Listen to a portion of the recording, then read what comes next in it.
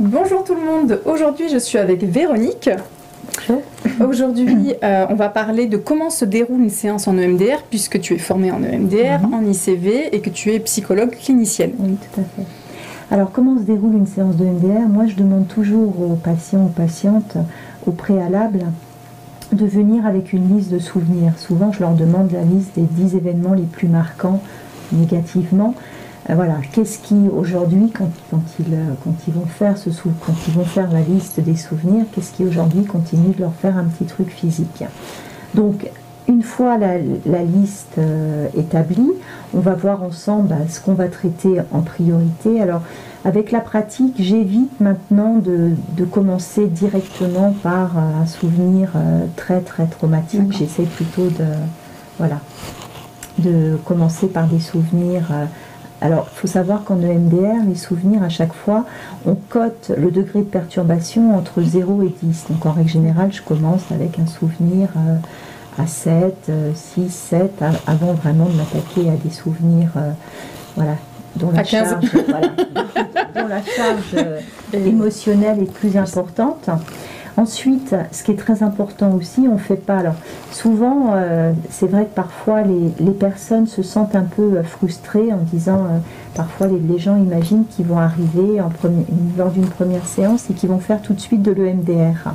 Donc non, on ne fait pas tout de suite de l'EMDR, il faut faire les choses assez sérieusement. Pourquoi ? Parce que, imaginons que quelqu'un arrive, par exemple, en disant, voilà, j'ai eu un accident de voiture il y a 2 ans, j'ai encore des images qui arrivent.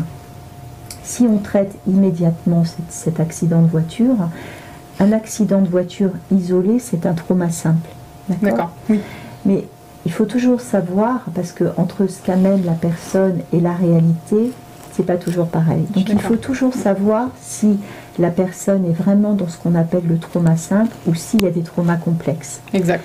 Et par exemple, cette personne, cette dame ou ce monsieur va parler de l'accident de voiture et puis si on fait la séance de EMDR et comme on a dit précédemment en EMDR, on travaille sur des réseaux de mémoire, et va arriver un souvenir de papa qui me battait et qui m'a battu de 5 ans à 10 ans. D'accord. Et là, on est dans des traumas complexes. Donc toujours savoir un peu sur quel type de trauma, parce que forcément, de facto, un trauma simple, c'est rapide à traiter, un trauma complexe, ça demande plus de séances. Donc non, même si je frustre un peu les patients, non, on ne fait pas de séance de MDR tout de suite. Donc déjà, on établit l'anamnèse, la biographie de la personne, ensuite la liste des événements marquants.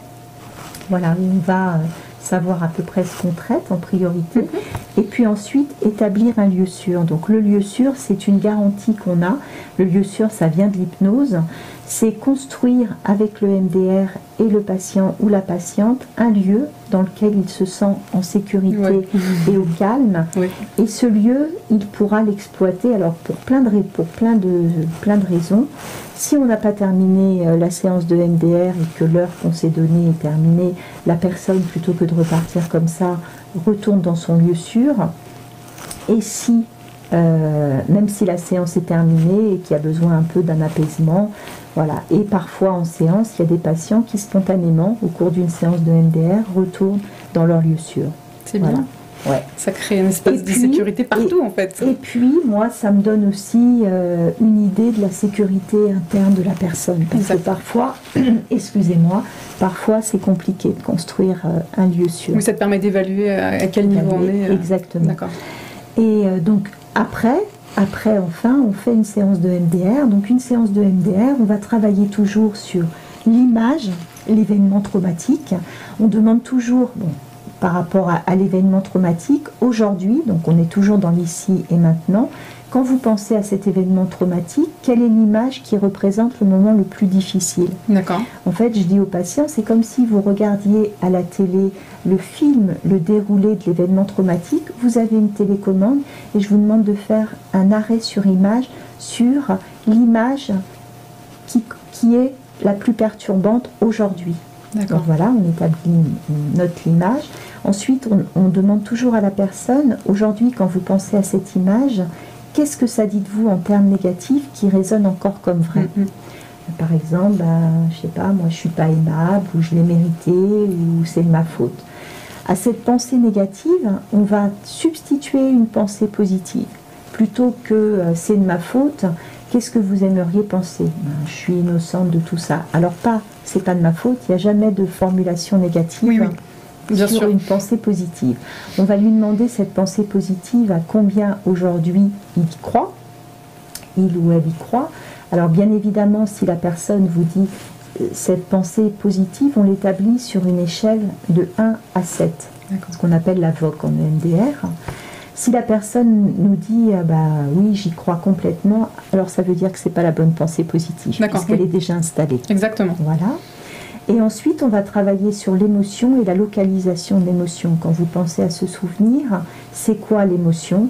Par exemple, c'est la honte ou c'est la tristesse. Ok, dans quelle partie de votre corps vous la ressentez? Alors souvent, c'est là, ça peut être là, ça peut être là, ça peut être au niveau du ventre. Ok, vous notez ça. Et enfin, on va lui demander d'évaluer à combien la personne juge que tout ça la perturbe sur une échelle de 0 à 10. Très bien.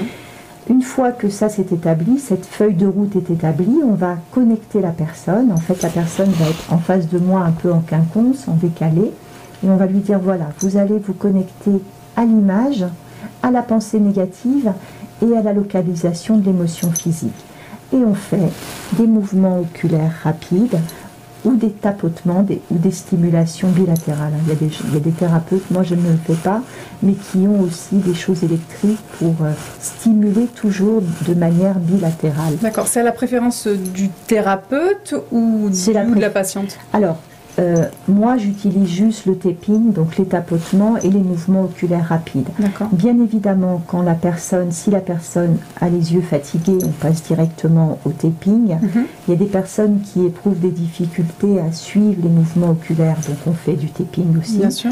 Et puis si la personne pleure, bien évidemment, on fait du tapping. Et s'il y a une localisation de l'émotion, moi j'aime bien quand on localise l'émotion, que la personne ferme les yeux et on tapote.